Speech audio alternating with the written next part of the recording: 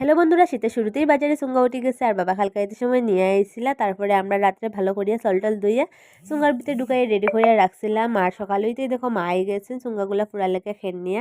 তো আমরা এখানের মধ্যে খের জ্বালাই লিছি। জ্বালাই এখন আস্তে আস্তে এক সাইড করিয়া সুন্দরভাবে পুরা সুঙ্গাটা বালা করিয়া ফুরমুনে। আর এটার ভিতরে যে এমন সুন্দর একটা গন্ধ বাইর হয়, মানে পুরা বালাভাবে ফুরার পরে খুব বেশি খাইতে টেস্টি লাগে। তারপরে দেখো এখানের মধ্যে আমরা ওই গেছে পুরা বালা করিয়া আর বনাইছে দেখো এখানের মধ্যে একটা দাউনে এটা খাটের তাই বালা করে খাটে এটার ভিতর থেকে চাউলগুলা বাইর করবো।